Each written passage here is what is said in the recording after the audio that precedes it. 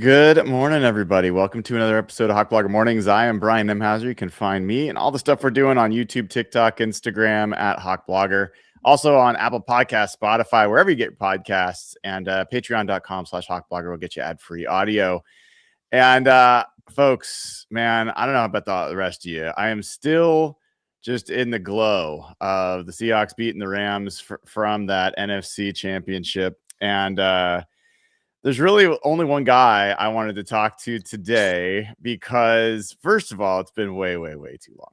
Second of all, this guy is one of the first faces that comes to mind when I think about Seahawks and Super Bowl, because we spent a pretty special week hanging around New York City the last time this team won one. It's Dave Softy Mahler, KJR. How are you doing, my friend? I'm good. So, I was the one guy you wanted to talk to after the first guy you wanted to blew you off. Second guy blew you off. Third guy said, I can't do it. Then you called me, right? Let's make sure we're all on the same page here with this, man. Okay? No, it's way farther down the list. Than that's what I thought. Well, I've been asking to come on this thing forever, and you've just kept denying me. So I don't know what the hell's taking so damn long to have you to have me back on this thing, man. But yeah, it's good to see you, dude. This is an exciting time for everybody. Pretty much unexpected, I think, for most of us that this team is in this game, but that's kind of what makes it fun, right? Is that when you get a gift like this, you gotta embrace it, because you never know when it's going to happen again, right? Well, since you and I haven't talked most of this season about this team, I am curious, like, what's this experience been like? Like, where were you on this team, and like, what's the journey been? Yeah. I mean, look, I just going back to the offseason, I was kind of ready to move on from Geno. I mean, I think that Geno, just backtracking for a second, if you don't mind, that I think he did everything the team asked him to do, right? I mean, people forget the situation he was put in, taking over for Russell Wilson, obviously, had to earn that second contract, obviously, from the Hawks, and earn that contract from the Raiders. And I think for what Geno was asked to do at that point in time, I think he was fine, right? But there was obviously a ceiling there that needed to be broken through, and the decision to move on from him, when a lot of franchises probably would not have done that, I thought was the right call at the time. I never thought they'd be this good. I thought maybe a playoff team in Mike McDonald's second year, but I never thought 14-3, never thought Sam Darnold would end up doing again what he did in Minnesota, and then maybe more so. So I'm pretty obviously surprised, thrilled. These guys are a 61-yard field goal away from having a 14-game winning streak, whatever it is. I mean, I got so many numbers, Brian, like you, in my brain right now, that everything's just kind of melding together, to be honest with you. Plus, it's also 8 o'clock in the morning, and I've barely had my coffee, so you got to give me a little bit of a break here. But I'm just thrilled at where this team is at. I'm thrilled at where this team could go. I'm starting to allow my mind to kind of float a little bit and think about, hey, if we can get this one in 12 days from now, do we then go into the offseason thinking about, all right, let's get what we were owed 11 years ago, and let's start talking about going back to back, right? With a young defense and a young head coach, and still a 28-year-old quarterback with a buttload of cap space over the offseason. So it really does feel like, if you kind of get crazy a little bit, that this might be the start of another golden era of Seahawks football, if not even, dare I say, maybe even better than the last one with Pete Carroll. Who knows? It is dare to dream time for sure. Yeah, I mean, totally. that all fits. And I got to say, you're talking about being 8 a.m. and you're not having coffee. Dude, I've clearly gotten to the age where going to these playoff games where it's as noisy, I don't know, whatever it is. I wasn't even drinking on Sunday.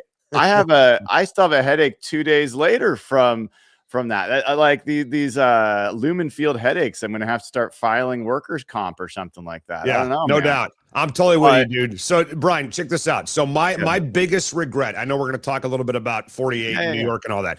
Yeah. My biggest regret is after the game, and I don't remember if I saw you after the game. I know we hung out a lot before the game. Yeah. But you remember standing on line for that train to get back to New York City from New Jersey, and I'm thinking, I got to be on a flight at like 7 a.m. to get on the air by 3 o'clock on Monday. There was that snowstorm that almost locked all of us in New Jersey on that Monday morning. And I'm sitting there with my wife, Gina, and we're thinking, you know what? Let's just go back to the hotel. Let's get some sleep, and let's get on the plane and get home.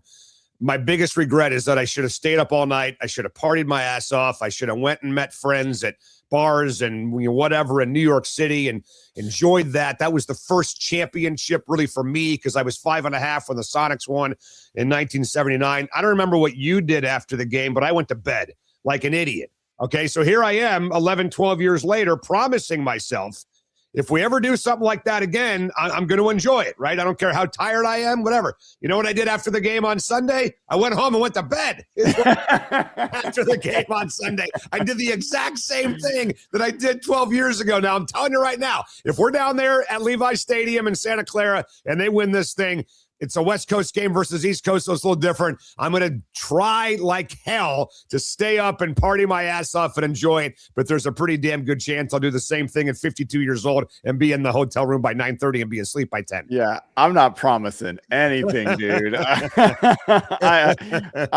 We're old, dude. Think about where you were 13 years. Dude, I was 40. I'll be 53 in August, man. Come on. Yeah. Yeah, I know. It was different times, different us's back then. And it was a special week, man. I mean, you were there with Gina and your lovely wife, and I was there with my buddy Aaron, and it was frigid that week. And I just remember us like everywhere you'd walk in New York, someone was yelling Seahawks. Everyone was wearing Seahawks gear. All the bars that we'd go to that were just full. You did your show, I think, from one of those places. And, I was on, it was like, it just felt imminent, man. It felt like inevitable that week. I remember a couple of things. I remember, like you said, being in Manhattan and being 3,000 miles away from home and seeing Seahawks fans was pretty awesome. It was actually pretty inspiring. I know that sounds kind of corny, but when you're on the road like that, and you're 3,000 miles away from home and you see way more Seahawks fans, I thought, than Bronco fans, at least the week of the game, right? I don't know where the hell they were staying, but Seahawks fans invaded New York City. Then the night before the Friday night before the game, we did our show from a bar. It was totally packed. I mean, you couldn't move. I think was it the Croton Reservoir? I think was the name of the bar in New York City. I know there's a Seahawks bar somewhere in New York City as well. It wasn't the Seahawks bar. No, it wasn't. It was a different place. But the Friday night before that game, one of my favorite segments we've ever done on radio was we went on the air at like 6:00 Pacific time, and we asked fans to call in and tell us who they wanted the Seahawks to win the title for on Sunday. And people would call in and say, my dad's in the hospital, or I just lost my brother, or my mom's been sick, or my grandfather. People were calling the show, dude, crying on the air. Please do this for ... Please do this for this person. Please do it for that person. My son is in the Navy. My son's overseas. My daughter's serving. It was so freaking cool to hear people call the radio show and talk about who they wanted the Seahawks to win that Super Bowl for. And then we kind of kept doing that. Like we did it the night before the Patriot game. We did it the night before the Washington-Michigan game when they played for the national championship. And we're definitely going to do it again the Friday night before this game with the Patriots, man. So, I've kind of learned over the years in this business that the really cool thing about runs like this is the fans, right? Because the players are going to come and go, dude. The coaches will come and go.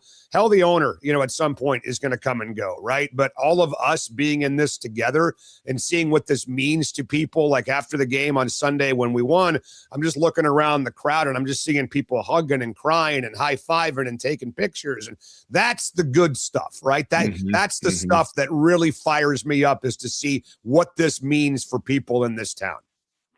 Yeah, so well said, dude. We're talking to Dave Softy Mahler, good friend and great host over there on Seattle's on KJR. Sorry. It's all right. Maybe one. I remember sitting, like you talked about after the game, you wish you'd partied. I don't feel that way at all. I was like, I barely got out on the flight. I was going to say, what did you do after the game? You remember what you did? Did you go back to the hotel? We ended up going to the airport because we had an early flight and and it was, we never slept. We just like laid around the airport and literally as we took off, it was white outside. You couldn't see out the windows. And I think we were the last flight that got off the ground that day because they grounded everything else for snow. Yeah. But I remember being out earlier that week. Gina, you and I were at some restaurant at probably 1 a.m. Right. We were out plenty the week ahead of the show. And, Yeah, like it's the people. It's the people. And so that was the first, right? That was the first time, not that they've been to the Super Bowl, that they won. What do you think the second time means, man? Like Yeah. you talk about Yeah. this segment you do. Right. Like, what does it mean to do it again? I think it's weird. I mean, I was thinking about this actually the other night when I was driving home, that it's kind of like, and I'm going to say this and it's going to sound almost like it's a negative, and it really, I don't want it to be that way at all, but it's like there's something off. There's something missing. I don't know what it is. What my wife told me, Brian, on Sunday night is that this doesn't feel like it did against Carolina. It doesn't feel like it did against San Francisco. It's unique versus the Packer game because of that comeback, that stupid comeback they had. And then it kind of hit me because she kind of hinted at it the other night that I think we're getting a little spoiled in Seattle. I mean, for us, this is our fourth Super Bowl in 20 years. I mean, you got to think about it this way, dude. Like, you're about the same age as me, right? I'm 52. Yep, you're about the same age I'm as 50. me. So growing up, for kids like us, we never thought about going to a Super Bowl. That wasn't for us. That was for the Cowboys and the 49ers and the Redskins and the Buffalo Bills and teams like that. So all of a sudden, if you're like 30 years old right now and you were 10 when the Seahawks played Pittsburgh, this is all you know. Like, your life is totally different as a Seahawks fan compared to what you and I had growing up. And I don't know if we're just getting kind of spoiled by this whole thing, that we're now getting used to going to a Super Bowl, right? I mean, the Mariner World Series, if they ever, God forbid, make it, is going to feel totally different the first time versus the fifth time, if it does happen a fifth time down the road. So I think we're a little bit spoiled. And I also just think that for this team, and again, this is also going to sound like kind of a criticism and a negative, and it's not at all, they're kind of boring, right? This team. I mean, they don't have the personalities the 13 team did, right? There was no Richard Sherman running his mouth. There's no Earl Thomas losing his mind. No Michael Bennett gyrating all over the field. There's no Marshawn grabbing his balls across the goal line. Russell doing his weird Russell stuff the way he was.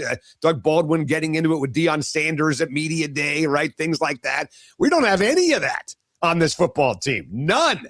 And the coach, McDonald, as much as we love the guy, I think he's a defensive genius. He's kind of milquetoast. He's kind of boring too, which is what made Sunday night when he said, "We did not care." That made that so amazing because he never talks like that, right? And when he does talk like that, the emotion that he shows is so genuine.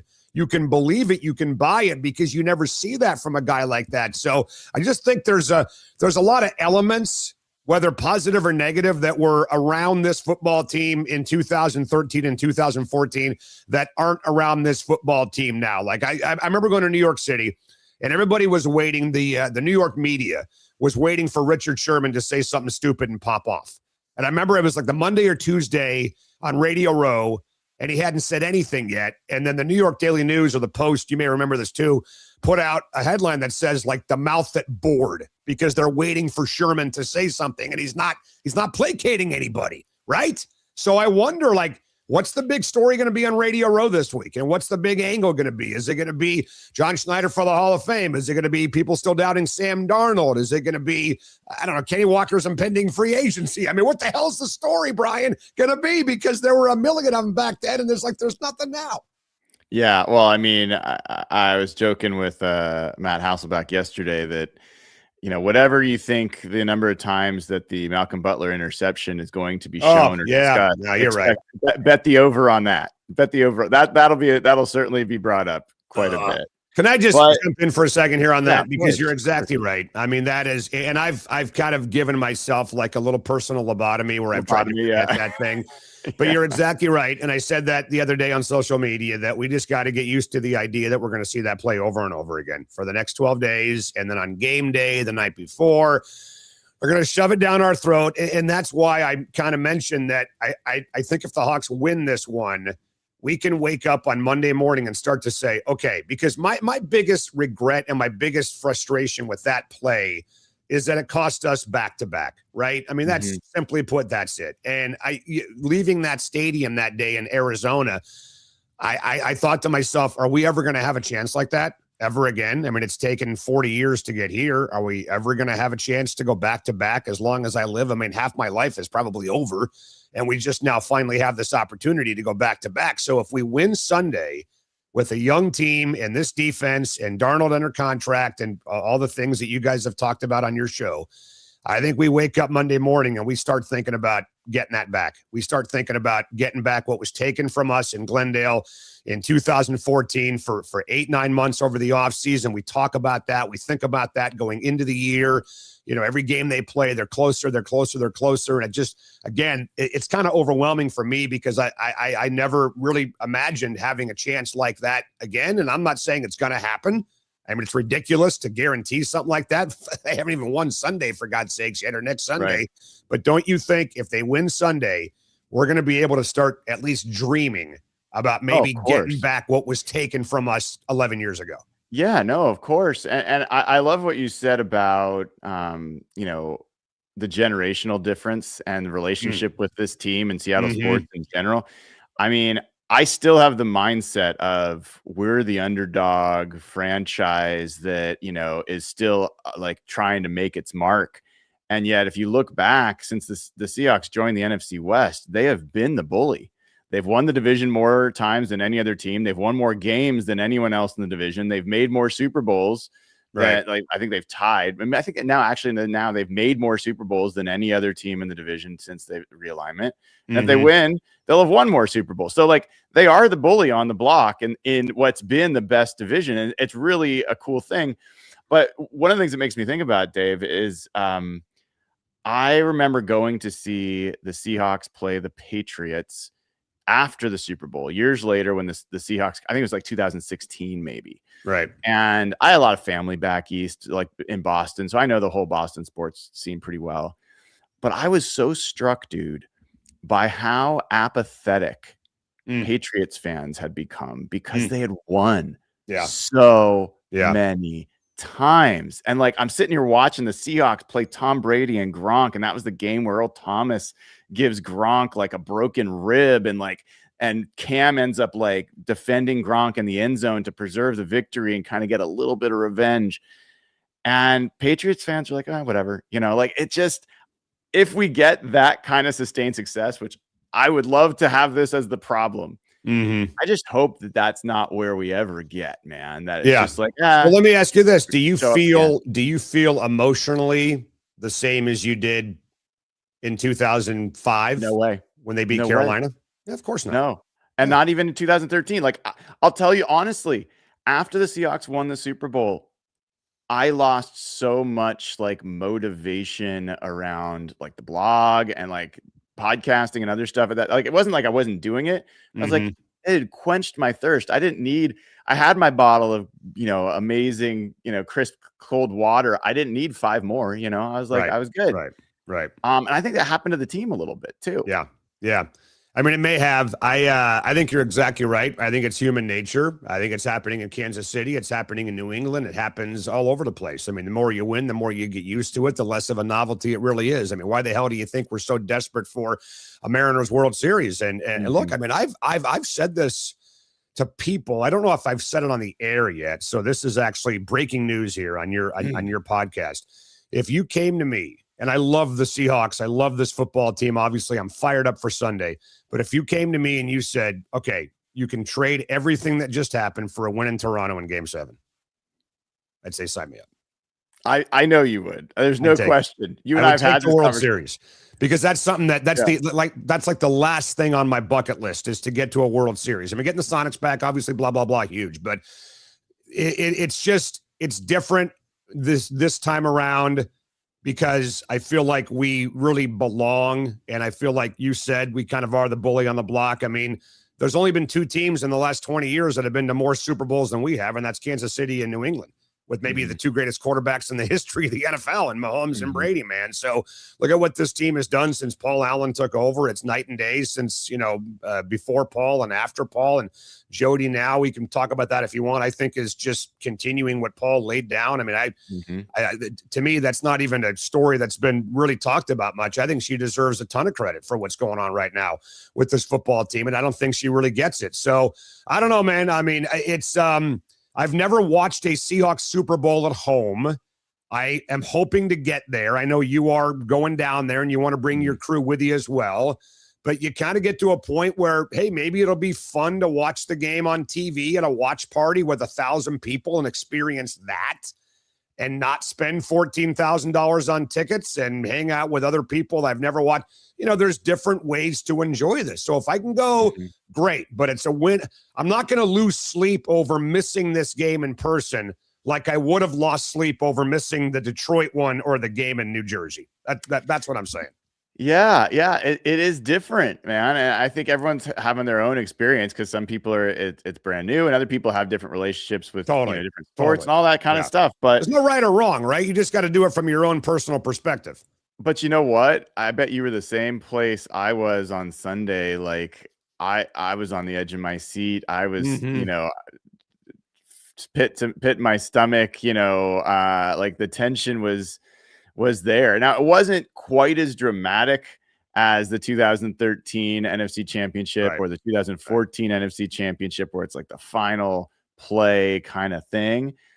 But man, what a scene that was, man. That was a joy. What was your game day like? Well, game day, I got down there way early. I was there like 10 o'clock. And so just spent the whole day down there, met some friends, went to the Ox Hall across the street from Lumen and had some fun there. And it was great because I was upstairs and the family of Nick Callerup, Jalen Sundale, and Gray Zabel were all up there together. And they were all hanging out. And you're talking about a bunch of South Dakotans, North Dakotans, and a bunch of Minnesotians, if that's even a word, by the way, that were all hanging out up there. Just blue-collar people just pounding Michelob Ultras, getting after it right before chicken wings. Every cliche in the book about the Midwest was going on up there. And I was talking to Jalen Sundell's mom, and she was can I swear on this podcast, by the way? Not the F-bomb, but okay. She was shitting herself about the game. She was so nervous about her son starting in the NFC Championship. She was literally freaking out like, oh my God, I can't believe it. And if they make it, how much your ticket's going to cost? I mean, it was so fun being around her and being around Gray Zabel's mom. And they were so cool and they were having such a great time. It was just so fun to see them enjoy that because, we went through that, right? Like with Mama Lynch. I mean, when the team makes the Super Bowl, everybody around it like becomes a star, right? Like guys, high school coaches become stars. The moms and dads become stars. So hanging out there all day long was fun as hell. And I got to tell you, man, I don't know what your thought is on the end of the game, but the play where I was the most nervous, where I really kind of felt like my stomach was in knots and God darn it, I better be close to a bathroom here because this might not be good, was right before the 3rd and 7 play when Darnold hit Cooper Kupp for that conversion. Because there was a timeout. Remember, there's a timeout right before that play. And I remember looking at Gina and I said, honey, this is the biggest play of this guy's life. Like you are literally able to pinpoint a moment in time where we are sitting here in the stands and it was right in front of us because we're in 230 right above the Seahawks tunnel. So everything's right in front of us. This is about to be the biggest play of this guy's life. And the wait until that play and out of the timeout, it felt like it took forever, dude, on that play. And then he converted and I just pumped my fist in the air and almost pulled a rib cage muscle for crying out loud. So we can argue whether or not he was short, which some people think he was, but just being there for that moment when it kind of felt like, all right, this is officially the end of the haters for Sam Darnold. That play right there, we can pinpoint it. We were there. We watched it, was the end of the criticism. And now there's nothing anybody can say anymore about this kid after what he did on Sunday. So that play for me was that was the one play I'll remember the most, Brian. Yeah, it's funny you mentioned you mentioned the timeout, and there is nothing quite as odd as the feeling of being at a game like that where the tension is so high and you're screaming your head off. You're like physically exhausted, you're mentally exhausted, emotionally exhausted. And then they're like, you get to like the peak of that. And then they're like, timeout.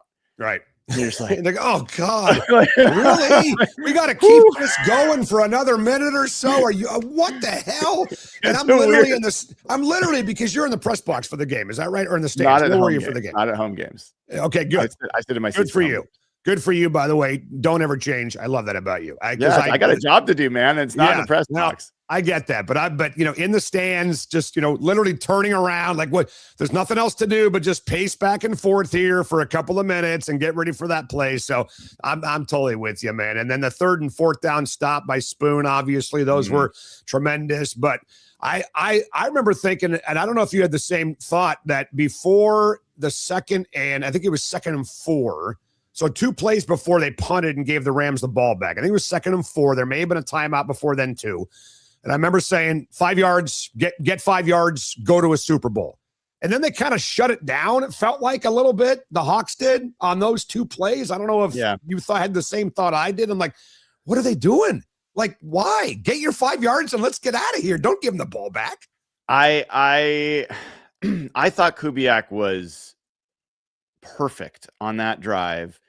And they got to the 2nd and 4, and I understood why he did what he did. I didn't think that they folded shop, but I did understand. They're like, okay, now it's more important to get the clock to run than it is to ensure that we pick it up. Because all up until that point in that drive, 2nd down, he was passing. And everyone, I was like, run the ball, just run the clock. And he was like, nope, that's when they're going to be expecting it. I'm going to take this, my most advantageous passing down. They get to 2nd and 4 there. He's like, I'm just going to run. I'm going to run it. And of course, the blocking got blown up, and no doubt from there it was bad. Right, but then but that drive, like you're talking about, and that's the cool thing about what they were thinking and how much confidence they had in Sam Darnold, that you would think that after they got the 1st down on 3rd and 7, okay, now we can start to think about maybe being a little conservative. No, let's throw a sideline pattern across the field to Rashid Shaheed, which should have been a penalty, by the way. No question, should have been a penalty. Ridiculous that it wasn't called a penalty. The ball hit him in the helmet, for God's sake. So the fact that they had that kind of confidence in him, Brian, to throw that pass on that play and not hold back, I love that. I love that about this team.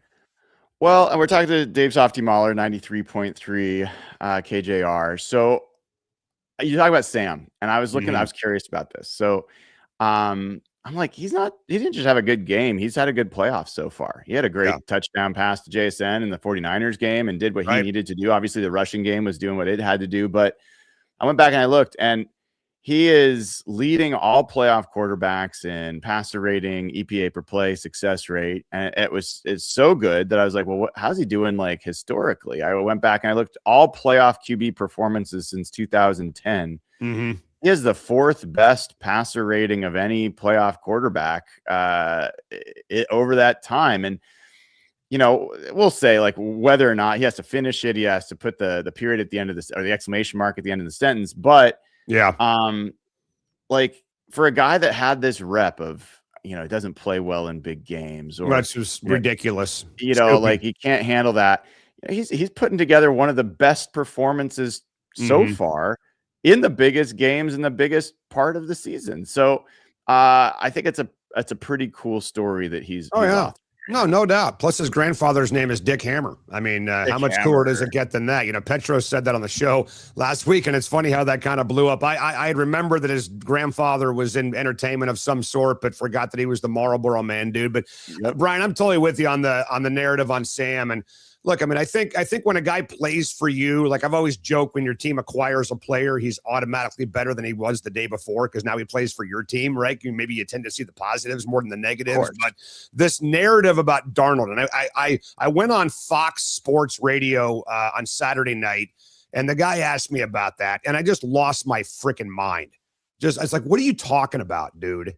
Like what? This guy doesn't play well in big games. You mean the big game, like the one that he played in against the Rams a year ago when he played for the Vikings? Okay, and if you're going to mention the game at the end of the year against the Lions, how about the 2 Packer games he won, right? When he was in Minneapolis. I mean, it's like this. Like if there's a narrative that develops over time, then fine. Right. I mean, give me 4 or 5 examples of where that narrative, what that narrative is based on. But the fact that you're giving me one is ridiculous. It's ridiculous. Absolutely ridiculous. I mean, that's where that came from, was because of one stinking game. So it drove me, it drove me nuts. And I'm glad that they're winning. And I told this to Hugh on Sunday night, that they won the game Sunday night. We wanted them to, selfishly, we wanted them to win the game, but win it because of Sam, right?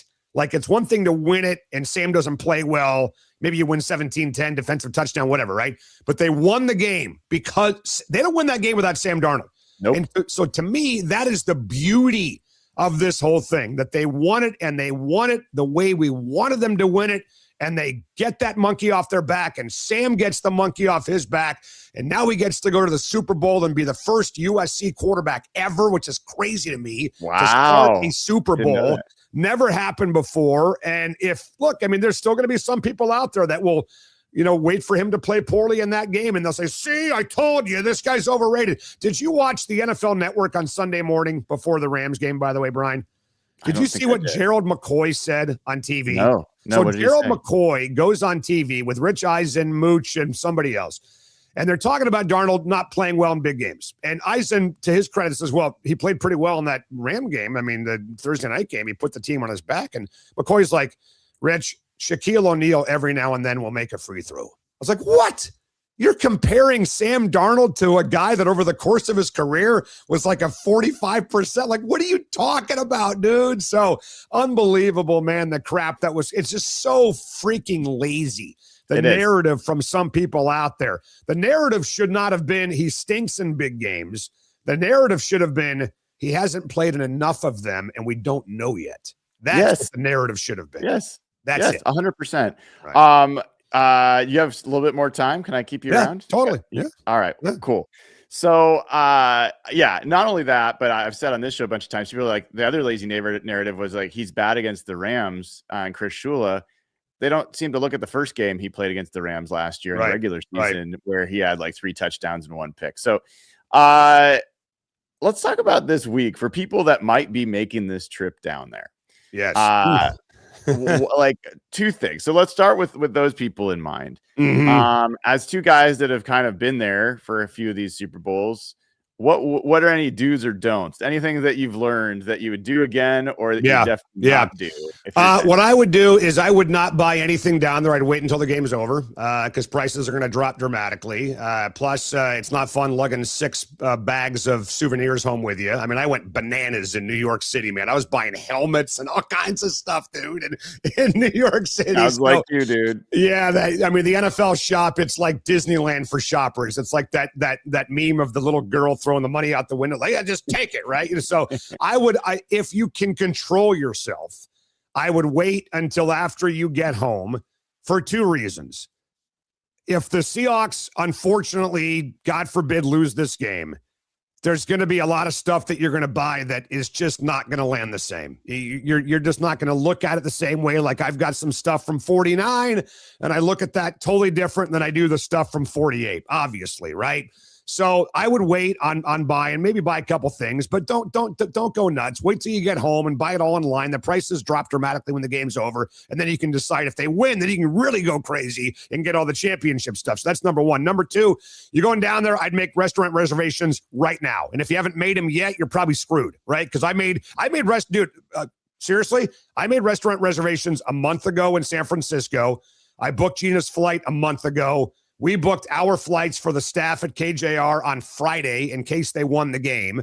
Airbnb, you can't wait in this business until the game is set to start making plans. That's just not how this works. You got to be prepared. You got to be ready. So I would jump online right now and make restaurant reservations all over the place. Santa Clara, San Jose, San Francisco. My favorite Italian seafood restaurant is a place called Scoma's on the water down there on the Embarcadero in San Francisco. We're going there. Original Joe's. There's one in San Jose. There's one up in San Francisco. Great spots. But if you haven't done that yet, you might be hosed because there's going to be a lot of tables that'll be gone if you want to go out and have a nice dinner. So jump on that now. That's pretty good advice. And as a guy that I don't know if I just found out, for people that I think yesterday weren't sure, I am going to be down there. I'm going to be covering the game in the press box. Love it. But, have not got final word about Radio Row yet. Yeah. So I'm expecting to get there, but we'll find out soon. Yeah. Radio Row is a soul sucking experience, by the way, just so you know. And maybe it's just grumpy old 52-year-old me that's saying that, but it's Well, that's what I want to ask you. So I mean, I did Radio Row at the Combine last year, and obviously that's a different animal entirely. Actually, I really enjoyed it. It was great having all these folks just walk around and pulling them down and having them sit and talk to you about whatever. But what's the scene like? I mean, describe Radio Row to me. What should I? Total chaos. Total chaos. Every D-bag in America is on Radio Row, including us, by the way. Okay, so yes. I mean, it's just people running around begging for whatever scraps they can get. Guess-wise, a lot of these publicists already have a lot of interviews lined up. Like I'm getting emails from people this week that are offering guys next week and trying to set slots up for guests and all that stuff. And I mean, I'm just at a point now where I'm not going to fight for, B and C level guests on the radio show. If I can get a big name guest to come by, like I've got a buddy of mine that's offering Bo Jackson, another one's offering Michael Irvin, things like that, whatever. But, the C and D level guys just to fill time slots on a radio show, I'm not doing that. I mean, our job is to go down there and just set the scene, give people a flavor of what it's like to be in the area, what it's like to be on Radio Row, what it's like to be around the football team and all that stuff. So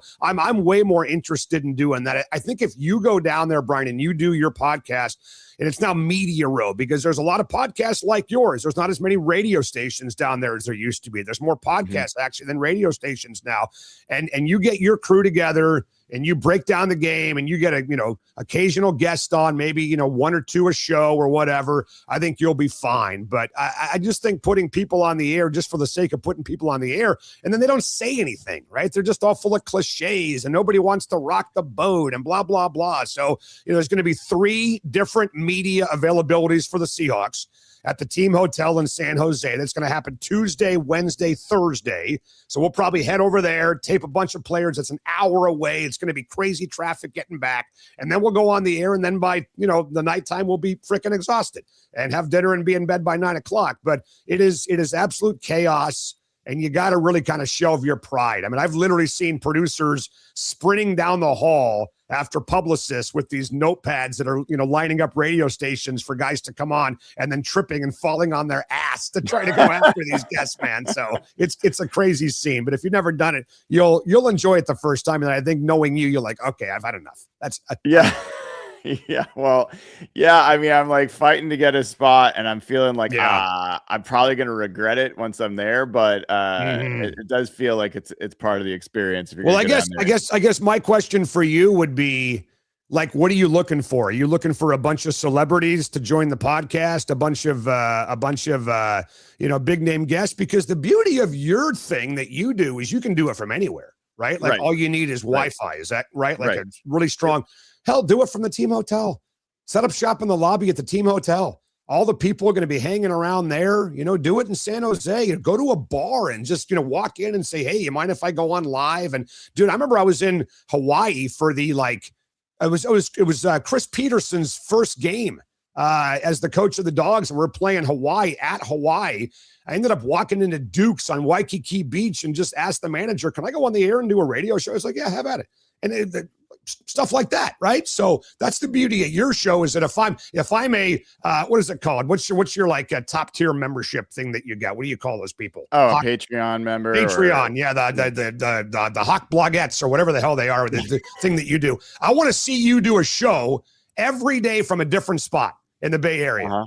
Every single day. All right. That's my challenge to you every day. Dude, screw you. What are you trying to do to me, man? I'm trying to find an easy way to. No, it's funny. I do have like some good folks that I'll want to be talking to that I assume it's going to be easier for them if I'm on a Radio Row, but I don't know. It will be. I don't know. Yeah. So we'll find that all out. I'm going to be staying in San Jose. Good for you.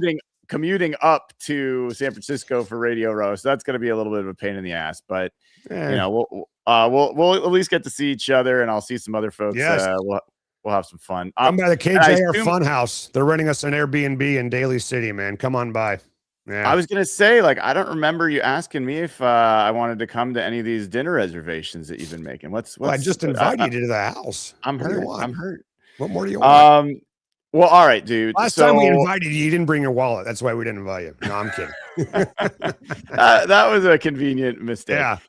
So what's coming up for you? Your plans? Who you're going to be talking to? Yeah. How are you going to be covering this?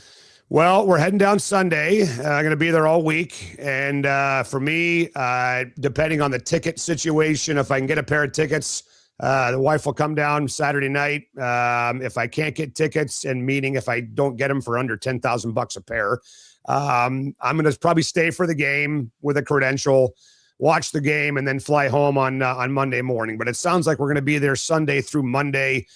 Be there for 8 days. We got an Airbnb with me and Chuck and Buck and Mark and Dick and Hugh, and all of us are staying in the same spot. Jessamyn's the one lucky person that gets the media hotel, so she'll be up on the media hotel Radio Row area, and then we're all going to hang out on Radio Row for the week and have some fun and just kind of see what happens. Already booking a few guests, right now, for next week, but for the most part, we want to go down there and just enjoy it, man. I mean, the Radio Rows are a lot of work. If you want, you can get there at 7:00 in the morning and you can stay until 8:00 at night, right? It just depends on how much effort you want to put in to this freaking thing. So I'm excited for it. Can't wait to leave on Sunday. Going to try to sneak in a couple, maybe a round of golf or two before the weekend hits, maybe go out on Saturday and get a few holes in before we take off. But yeah, man, it's exciting. I mean, it really does. As a Seahawks fan, it makes you kind of stick your chest out a little bit, right? You're walking around with that logo on your chest and that hat on your head. It makes you feel good about this team and this franchise. And, I do think the Jody Allen conversation, Brian, is one that really I'd love to hear more about, because I don't think people give her a lot of credit for this thing. I mean, Paul Allen, I think people realize Paul Allen passed away 8 years ago. That's a long time that Paul Allen has not been here. So my point is, there's been plenty of time since Paul passed for somebody to come in here and mess this thing up. And she hasn't done that. And the fact that she let John Schneider make the calls that John made, getting rid of Geno, getting rid of Pete, moving on from Russell, to have her have that trust in John to make those moves is what a great owner should be all about. And we've gone from kind of wondering, hey, how'd it work out? What's the deal? It says in the agreement she's got to sell the team at some point. Now we're on the air saying things like, I don't want her to sell the team. Right? Like, I want her to keep the team because she's been fantastic for this team ever since she took over. So I don't know, man. It's going to be a fun week and a half. I'm glad you brought it up. I certainly had some strong words last week, because there's a lot of people that didn't want her to raise the flag. They wanted Marshawn and like all these other folks. And I'm like, no, I don't think you understand that she, like, you wouldn't be here without the decisions that she made. And I think you and I understand that there's a lot of owners that would, especially proxy owners that are essentially going to sell it at some point. It would have been easy for her to say, no, I'm not going to pay Pete Carroll to not work for me. And I'm not going to fire this guy and have to go then find a new coach and participate in that process. She's a billionaire that would probably rather be on her yacht somewhere, but like all of them, but she like signed herself up for quote work. I mean, it is something she had to do. And she helped hire Mike McDonald, and she helped decide, like, she didn't have to keep John Schneider when she let Pete Carroll go. A lot of people said just clean sweep. Made that. Those are all like foundational decisions. And just because she's not out in front, like, we should actually celebrate an owner who's not making it about them. That's just making it about football. And that's what she's done. So I was really happy that she was the one that raised the flag. And I thought the Seahawks did a great job by connecting all the generations of Super Bowl teams with Hasselbeck and Cliff Averill and Michael Bennett up there with her. I thought that was really well done. Did you think like me? And I think they launched a new tradition at the game on Sunday, and they don't even know it. And I really hope that they do this. I would do it for every game. When Sherman was on the sideline doing the C chant, and the whole stadium was quiet, and then Hawks, right? Like the skull thing they do in Minnesota. I thought that was so freaking cool. Dude, that was like spine tingling when the stadium did that. And I would love to see them start that as a new tradition, where every game they bring a legend out right before the 12th man flag and the place goes quiet, and that guy does a 3-count Seahawks and the place loses their mind, man. That was to see 68,000 people in unison doing that. Like, I've always been kind of jealous of that skull thing the Vikings do, right? They do it at the mall. They do it at the stadium. Did you think that was freaking awesome? Or am I the only one thinking that? No, it was great. And I think it's possible that you've been, at the beer stand or something else during the other games, but that they've been doing that this year. I've never seen that before. Never. Yeah, the 49ers game, it was Cam Chancellor who did it. Gotcha. But not in the regular season though, right? I don't remember. I don't remember seeing might that have been sometimes, but not all the time in the regular season. Cam, I absolutely remember, but I don't remember seeing that in the regular season. Yeah, totally. Yeah, it's been great in the playoffs, man, and I'm 100% with you on that. Dave, dude, this has been so fun to catch up. I appreciate on no notice just being like, hey, dude, we haven't talked for a while. You want to talk? And let's go. You're like, let's do it. Let's do it. Yeah. And do you need dinner? Do you need dinner reservations? You want to join us for dinner in San Francisco? I don't want you to be walking around like some lost puppy dog, all sad with no buddies around you. So why don't you join us for dinner? We'll get together in San Francisco, okay? For sure. We'll figure it out. We will absolutely see each other. It's on you, by the way, because for sure, dude, the success that you're having with this podcast, I saw that crowd you had over the on Friday. I mean, you're rolling. I heard that you're rolling in it, man, that you quit your other job. You're just doing this full time. You're making millions a week on this thing. So you're buying, buddy. That's true. I will happily pay you in YouTube dollars. They are they're special. They're special, dude. It's been great to see you. Send my best to your lovely wife, and all right. we'll see each other next week. You bet. Same to you and your family. Let's go get this done, man. I'll see you down there. Let's do it. Dave Softy Mahler from KJR 93.3. Honestly, a really good friend, a guy that I met when I first started doing the blog, 2007, and I would write some articles, and I wanted somebody to pay attention. And I think it was about 2010 that was Twitter. I started using that, and would sometimes tag Softy. I'm like, hey, like check out this article. And to Softy's credit, he would like read them. He's like, actually, that's pretty good. And so we got to talk. And one of my experiences through that process was just seeing that he was one of the real ones. Like he's somebody who is exactly who he sounds. He's exactly the same person on air as he is off air. It's not putting on any performances. He's very genuine and authentic. It's a lot for some people, but for me, generally, if somebody is just authentically them, I'm pretty comfortable around them. And I also have just seen Softy in situations where he's had all sorts of people coming up to him after his live shows, pregame shows for Seahawks games. And he's so generous with his time and like, no matter who they are. And I would really back then, I was like, man, I can't imagine I would be so exhausted. And there'd be some people I'd be like, I don't really want to have this conversation, but I'm having to, like, I would have felt a little trapped. And to see him do it was kind of a role model. And I keep him in mind when I see people out and they're saying hi and all that stuff. And sometimes it gets a little bit much. And I just try to, do what I think he did as well as he did. So really, really good guy. Highly recommend if you haven't checked out his show. It's always fun.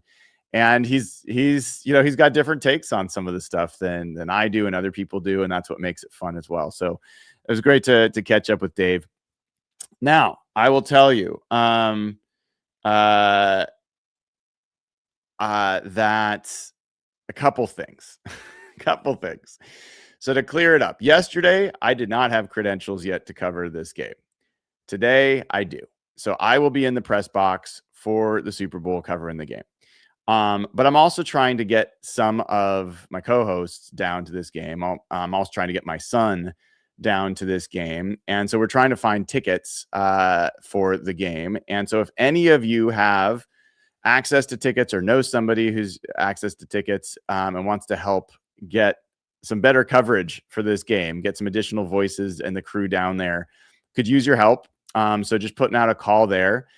And then the other part of it is I'm working on something. I don't know how it's going to turn out, but I'm going to try to figure out some sort of live show down there next week, a live episode of Real Hawk Talk or Hawk Blogger Mornings or whatever else, where we'll figure out a way to have a little party together. So I'll do my best to get that set up. It's a very hectic week. There's all sorts of things going on, but keep an eye out for that.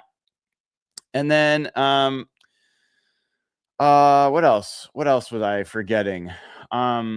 So I'm going to be down there. I'm going down there Sunday, and I will be down there through the following Monday.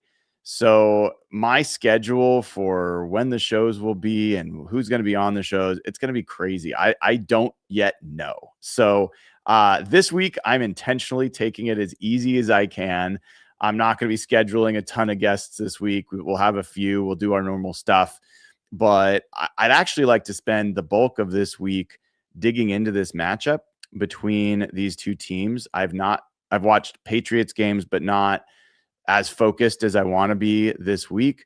I also want to do my tail of the tape breakdown statistically, look at all that and start just kind of getting into it a little bit about what I think is going to happen in this game.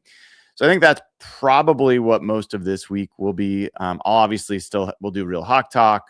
And then Friday we'll do Mike Sando, Dave Bowling, I believe. And so all that stuff will still happen. Seahawks Saturday with Jeff, all that stuff. But otherwise we'll find out. As far as the Seahawks schedule this week, I believe that they are going, we don't have it yet, but I think that they'll probably end up doing stuff Thursday, Friday, Saturday of this week, but we'll find out soon enough.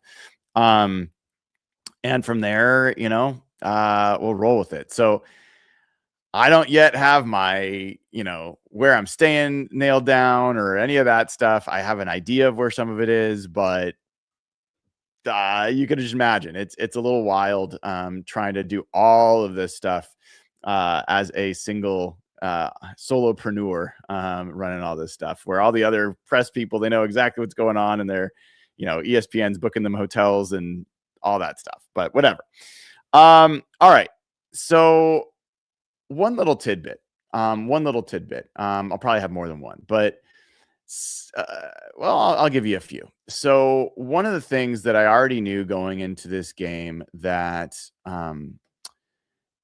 as good as I think Drake Maye is, and I think he's very, very good. One of the things that has stood out about his performance all year to me has been how he has performed in terms of handling pressure. Now, this isn't about what he's like when he's passing under pressure, but I'm talking about essentially how often this guy gets sacked. And the reality is he was sacked 47 times during the regular season. Only 3 other quarterbacks were sacked more often than Drake Maye this year. And then you get into the playoffs and he was sacked 5 times against New England and 5 more times against the Broncos. So he's now been sacked 57 times.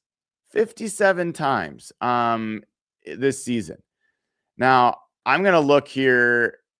Like, what's the quarterback that the Seahawks have faced that's been sacked anywhere close to that? The only one is Cam Ward, who was sacked 55 times. Now, that's an interesting comp in that Cam Ward actually gave the Seahawks massive headaches in that game. He, when they played the Titans, he was only sacked. Well, he was sacked 4 times. So he was sacked a fair amount, but he also managed to, evade them. And like, he was under pressure all the time, but I thought he made some pretty great throws in that game. Other than that, Trevor Lawrence was sacked 41 times this year when he faced the Seahawks.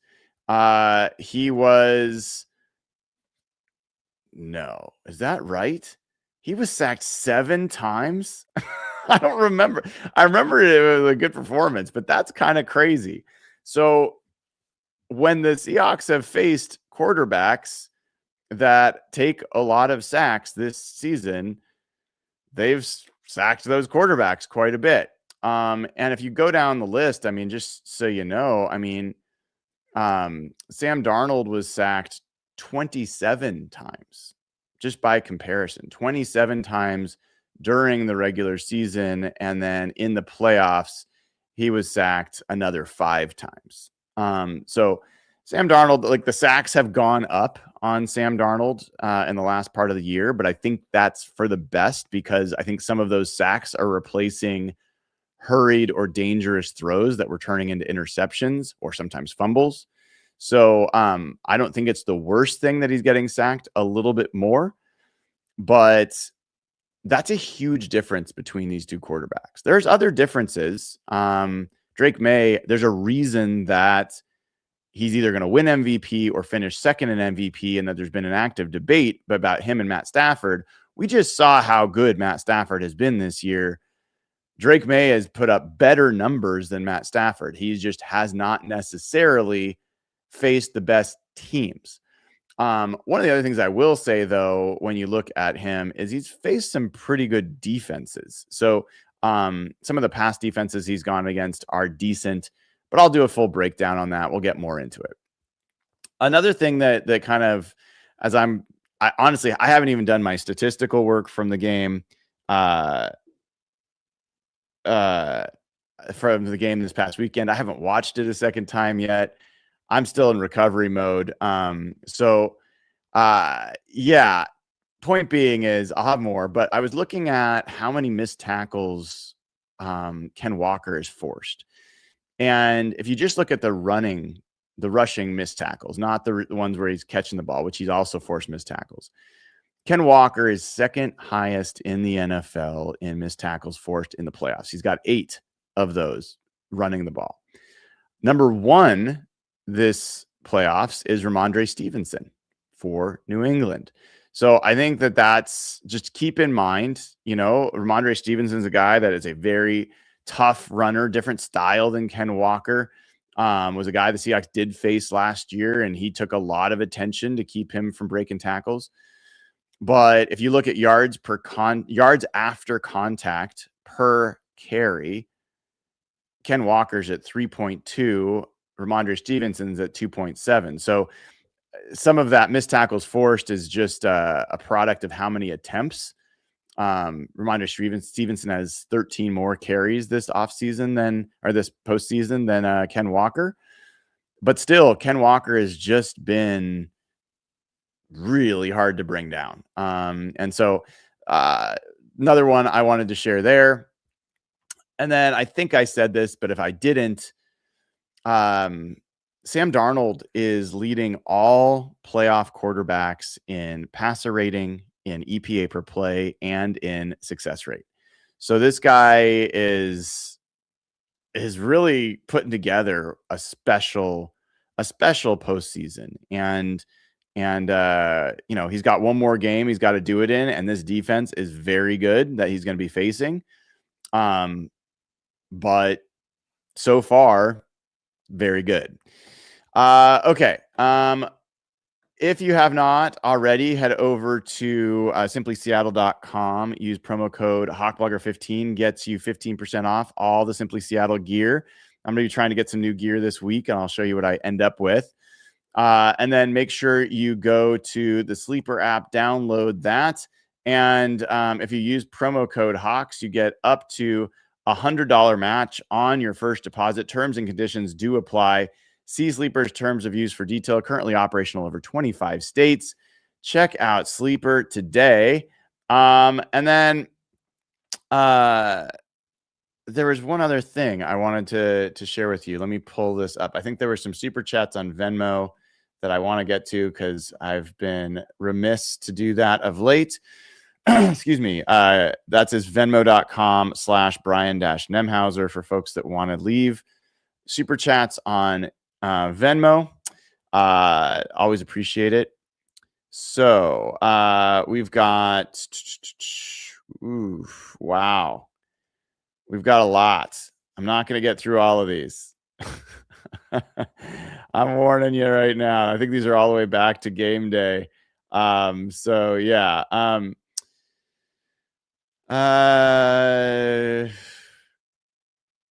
This one is from Alex. He says, love the show. Do you think there's a chance that Charbonnet being out actually specifically creates the context for K9 to go off even more, as much as from a K9 mentality standpoint as number of carries?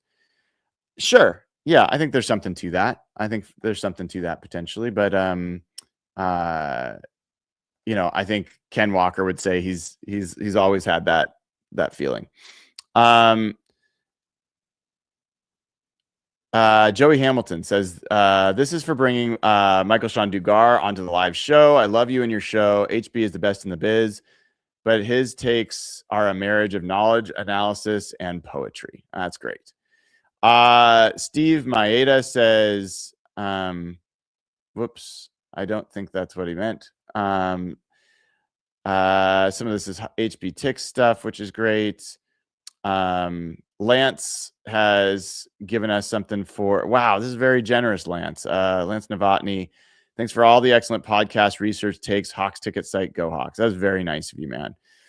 Chad Schreier says, go Hawks. Mike Prescott says, haven't used HB Ticks yet, but wanted to give you a tip to help with costs. Keep Lumen Blue. That is really, really appreciated. Matt Koch, also HB Tick costs. Even though I haven't used it, it's an awesome thing and I want to support. This is for HB Ticks from Ramsey Bland. Mike Isaacson wanted to tip for HB Ticks. Thank you. Lucas Grand, I can't believe this is real life. What a season. No kidding, man.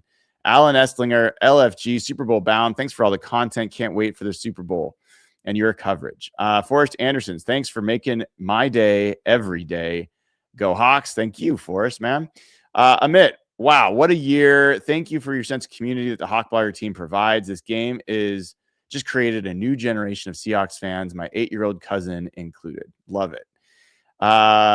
Joaquin says, was able to attend my first playoff game because of HB Ticks. Thanks for what you do for the 12 Super Bowl bound, baby. Well, that's awesome, and you're welcome. Mikey says, I'm so happy. I don't even know what to say. I had the weirdest emotions. I was so confident that we would win, feeling like it was destiny, yet also threw up before the game from nerves. Yikes, Mikey. I'm so insanely happy for all these guys, especially Sam. Super Bowl bound, go Hawks. From Sky, he says, you're the GOAT. That is nice, man. Patrick says, I wonder if the grass is still greener on the other side. That's a DK reference for those that don't know. Thanks for the season coverage. Go Hawks. Christopher Reed, pure poetry for uniforms, white tops, blue pants for the Super Bowl. We did it in MetLife regular season, then Super Bowl. We also wore the same in Santa Clara week 18. Christopher Reed, Brian, love the work you do. Appreciate the crew and the community. Go Hawks. Joey Hamilton says the JSN one-handed fingertip catch near the end of the first came off a no-look pass that nobody is talking about. Yep, I did see something about that today. Joey's come back. It was a little early for this, but next year's Super Bowl is in LA. If we went back to the back-to-back in the Niners and Rams home fields, we'll have transcended to fandom nirvana. It is true. Aaron, this is for HB Ticks. Spot Ticks to the NFC Championship through your app. Greatest game I've ever attended. It's seemingly one Ram for every 1,000 Seahawks jerseys. Incredible. Thanks you for building this ticket exchange. Love the Hawk Blogger pod. Well, I appreciate you, Aaron. Thanks for the generous tip. And then last one here, Mikey says, I know you aren't a fan of talking offseason, but really quick, Russell Wilson has been talking about the Seahawks quite a bit in the last few weeks. We've got to go Hawks out of him. Any chance we run him back to help mentor Milroe or something else within the organization? 0.00000000000% chance. Russell Wilson will never be part of this organization again. That bridge was burned. It was burned. He will be, feted as part of the history of the franchise, but he will not be on this roster ever again. Okay. There are super chats here. Let me get to those on YouTube. Josh Moe, the last third down before the punt wasn't a run play. It was a play action pass that we couldn't protect. Kubiak wanted to salt the game away there. Yes, it was officially categorized as a run play. I thought it was a play action pass as well. I thought it was a sack, but officially it was made a tackle for loss, not a sack. Drawn TJ says Patriots have a weak offensive line. I think Seahawks win 31-14. Great podcast. Keep up the amazing content. Well, thanks, man. Donna Burton, here's money for a beer, Brian. Well, thank you. I don't really drink much these days, but I will use it one way or another. John Anthony, member for 3 months. Pats are in trouble. Great show, Brian. Go Hawks. Well, I appreciate that from you, John. And folks, I think that will probably be a wrap so I can get to doing my research and my statistical work and my film study and all that stuff. And we will be back with you tomorrow for more Hawk Blogger Mornings. I'll keep you in the loop about what's coming up. And keep an eye on all the socials for anything event-wise or otherwise. And again, if you've got access to some tickets, let me know. All right, everybody. Talk to you soon. Have a great Tuesday.